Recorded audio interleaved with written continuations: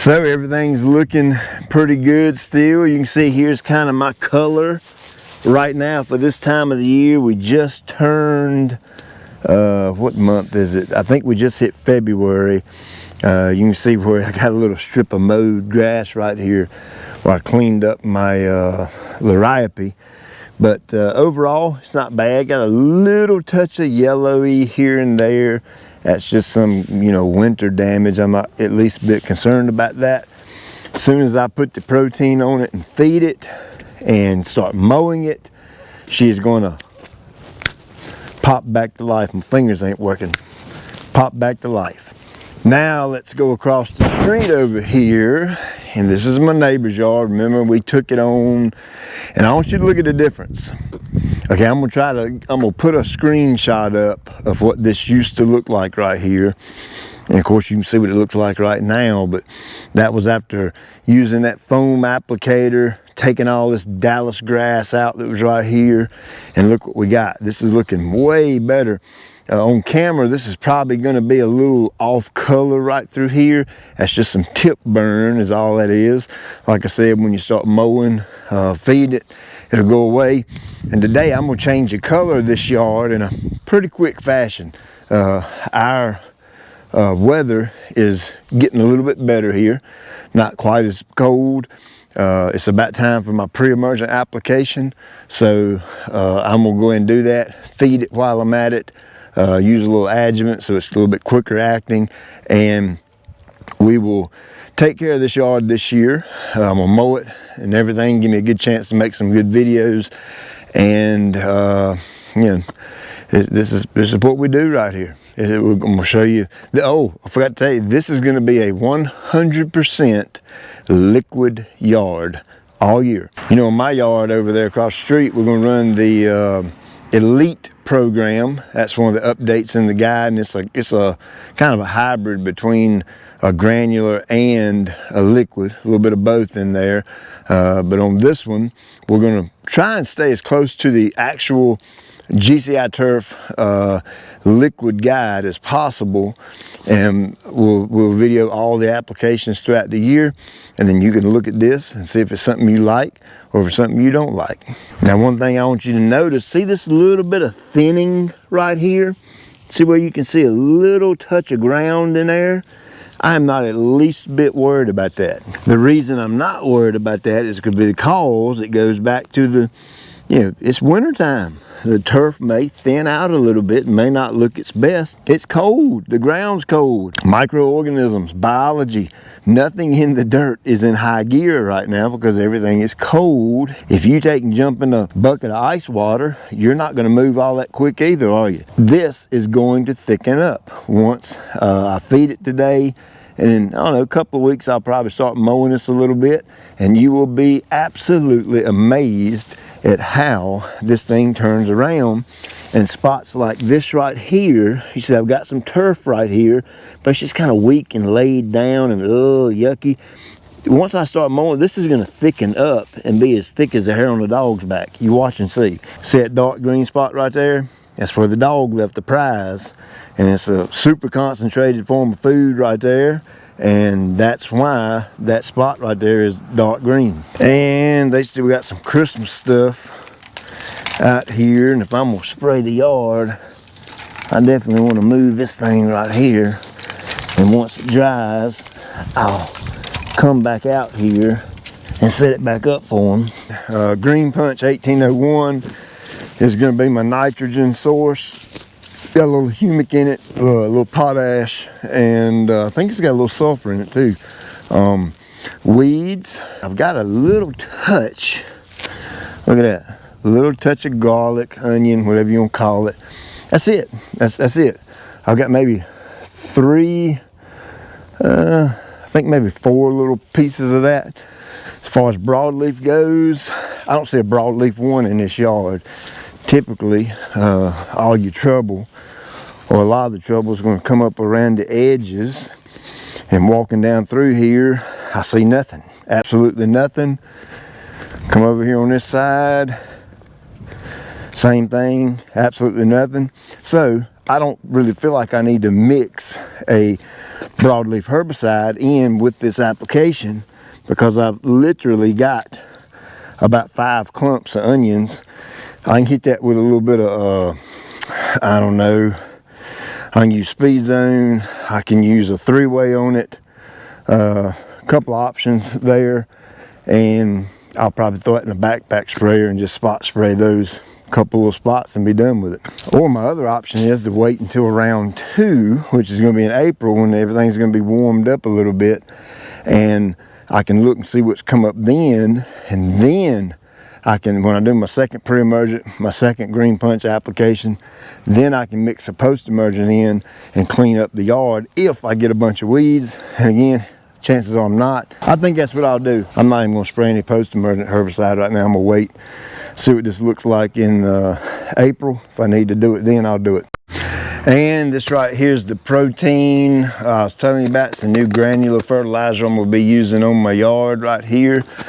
It's a 2005, 4% iron, and got a little bit of manganese and some zinc, and a pretty good shot of sulfur in there too. When I apply this to my yard, which will be about middle of February-ish, I'll go over this bag in detail, tell you all about it, what's in it, what it's going to do, how it works, blah, blah, blah, the whole 9 yards. Cool thing about this fertilizer is it's going to feed for 90 days and sometimes even more.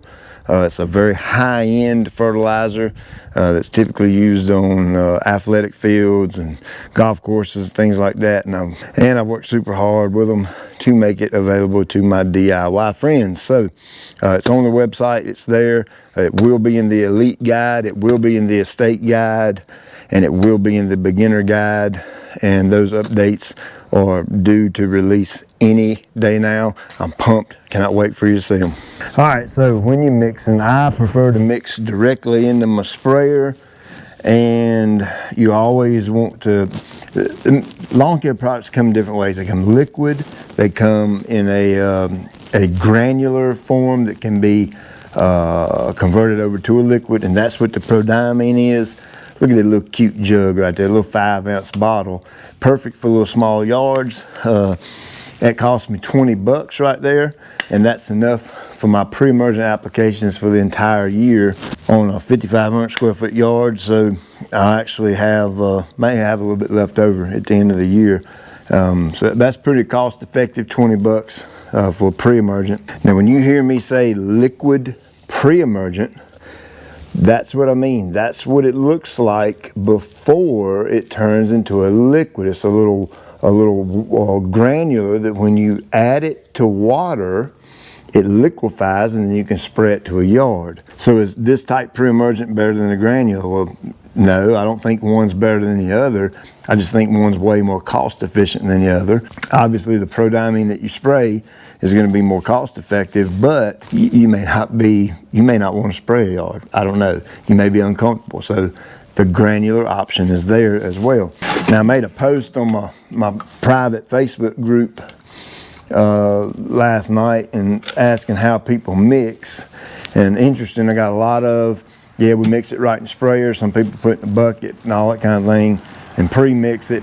And I offered a guy who has some trouble with one of the fungicides that comes like this in a granular form. You mix it with water and it turns into a solution, and he had trouble with it. So this right here, if you're not comfortable mixing this straight into the tank, what we're going to do is take this jug right here. It's about a 3/4 gallon of water, and it's warm water. You might can even use hot water, but this is warm water, and we're going to pre-mix it here and liquefy it, then transfer it from here into the jug. Typically, I'm just going to use my drill and stir and slowly pour it in just like that right there. And as long as I'm agitating as I'm pouring, it's going to do just fine. But let me show you this other way right here. So I'm going to stick my drill down in here. Now here's one thing with this little bit that I use, this little paint stirring mixing bit. Boy, you don't want to hammer it. You need some good trigger control right here. You just want to barely turn it on and barely get that water moving like this. Matter of fact, let me put the camera down here. I want you to see this. This right here is one of those satisfying moments. I love watching this stuff go in here. But look, see how my trigger control is? I'm not hammering down on this thing, because if you do, you're gonna get soaking wet. But look, watch this.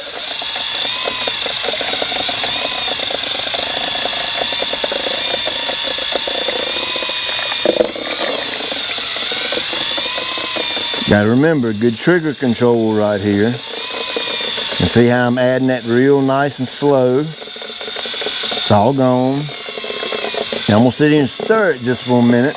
Well, not a full minute, but maybe 10 or 15 more seconds. Now watch this right here. Spin.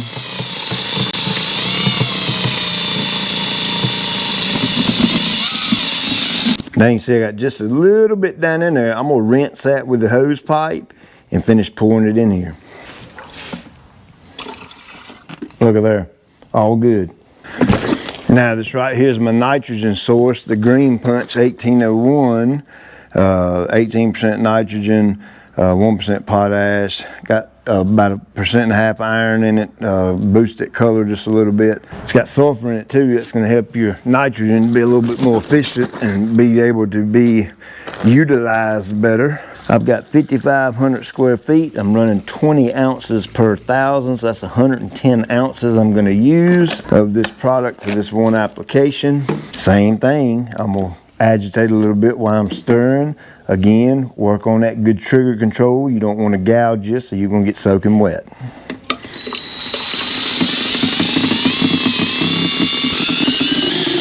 Now let me give you a little tip right here. It's real good to do some pre-math, okay? I'm gonna take this 4 gallons and cover that 5,500 square foot of turf over there. And what I need to do is pre-measure, because I want some water in here at the beginning, okay? I need to have a little bit of water in the bottom, but I don't want too much water, so that when I get to the top of my tank, look, see I got some more stuff left in here? Watch this right here.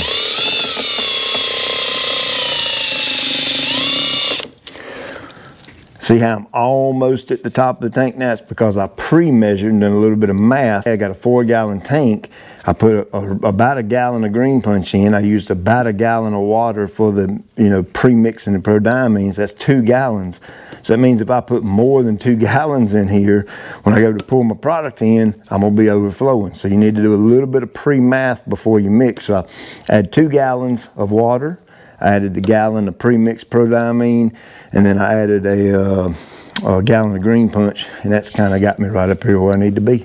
All right, so I'm a big fan of the O2 natural adjuvant. Been using it for years, and what you have to do with it is you have to check the pH right here. I'm at a 6.4. So I don't have to lower this, but just a touch. I want that pH to be at a 5 or slightly below that. What that's going to do is activate the adjuvant. Anytime you use an adjuvant, especially one that's like this, it's going to help this nitrogen get into the plant better, help it perform better, stick better, all kind of things. You've heard me talk about the transpiration deal with the adjuvant. So I'm already prepping the plant now for going into summer, and don't teach the plant to hold a little bit more water than it typically would. Now you see it right there, I got a little touch of citric acid, not much. Same thing, I'm gonna stir it up a little bit and dump it right in there. I'm gonna stir that and let that citric get mixed in with the entire solution real good. And what I'm gonna do is come right here and recheck my pH. And you can see she's dropping on down. That pH adjustment has absolutely nothing to do with Green Punch, has absolutely nothing to do with prodiamine, nothing at all. It is specific to the adjuvant. That is the only reason. It's kind of like putting your key in a car and turning on your key. The car's not gonna run without the key. And that pH adjustment is what turns this yucca and chitosan combination on and makes them work like they're supposed to. All right, so this is a 1/2 ounce per thousand, 5,500 square feet. That's 5 times 0.5 is 2.5, 3, so we can call it 3 ounces. And again, give it a little stir. Mix that in there slowly. Now I'm gonna keep it spinning for about another, 10 or 12 seconds or so. Once I feel that's good and incorporated together, mixed up super good, I'm good to go. I got a little touch right there. I'll just rinse that out and pour that in here, and should be ready to go spray. And I'm going around my edging first, and I'm going to coat these edges down real good. Then I'm going to spray out in the middle of the yard. We'll turn around, slide over a little bit, make sure I get a little bit of overlap from my previous pass, make sure I'm walking straight lines. Hey there, it's Pete with GCI Turf. Hope you're having a great day today. For those of you that are new watching, on a lawn care company, been spraying turf for a long time, and I absolutely love it. I'm eat up with making my grass as green as I can make it, and making it as healthy as I can make it. The way I have this nozzle set up will make your spraying incredibly more efficient, give you more time to do other things, and the most important part of that is it will make you more accurate. Let me get over and spray this side and talk you through soil temperatures. Prodiamine pre-emergent. My main concern with it is going after crabgrass around the 55-degree mark, give or take. That is about when your crabgrass germinate. So you'll get a lot of different opinions on this, and I'll give you mine. My theory on this is to get it down before that 55-degree mark. That's been doing it that way for years and years and years. And guess what? I don't deal with crabgrass. We treat hundreds of yards for our clients and don't deal with crabgrass. This yard right here I'm spraying now don't have crabgrass. My yard hasn't had crabgrass, and since I started taking care of it, since I moved in the house. Not much left at all, about that much in the bottom of the tank. So my calibration, I've trained myself to walk right so that I run out of the 4 gallons after covering the entire 5,500 square feet. Obviously, when I do my yard, I have to walk a different pace because my yard's bigger. I want the same nozzle, same setup, same sprayer to cover 8,000 square feet, or actually 8,500 square feet. I have 17,000 square feet. That way I only have to fill up 2 times to do my yard. So, same sprayer, same nozzle, same everything.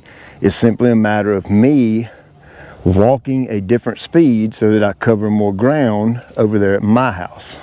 All right, so sorry about the lighting. I know it's getting dark, just got off work, and you know, that's the way it is when you work for a living. I go to work day in and day out, work an honest job to feed my family, and I do YouTube videos as I get time. And you know, I talked about it last year. I'm delegating some more things to some of my guys and letting them run things have more hands-on and more authority in my local company so that I can hang out with you on YouTube more. So get ready, because I'm getting ready to start cranking out some videos. It's Friday evening. I'm going to edit this, put it on for Saturday morning, and tomorrow I'm going to film all day long. Got several videos, including one folks that have really small yards, like 1,000 square feet, 1,500, 2,000 square feet. I'm going to show you some really cool tricks that I know that'll be super inexpensive to help you have a better yard. And again, the guides are nearly complete, the update's nearly complete. You're absolutely going to love them, and we're going to probably next week I'll be out here filming in my yard. My yard's so deep and bushy and shaggy right now where I haven't mowed it since December. Heck, I may even mow it before I do it. So that'll actually help change the color really quick, like to help it start darkening up. So hey, it's about that time. Be checking soil temps, 55 degrees, get it down a little bit before that. And if you're looking online and somebody's saying I put my pre-emergent down, don't feel like you have to go copy and mimic them, because you don't. It's about your yard, it's about the temperature and the ground where you live. So if you're northern, maybe out west where it's cold or something like that, Midwest, you're actually going to start later than say somebody like me. So where I live in the transition zone in North Carolina, and we've been cold, but we're getting a few warmer days here and there, and I'm just getting it in my bones, you know what I mean? I'm ready to rock and roll. So hope this helps. Hope you enjoyed the video. I'll check you later.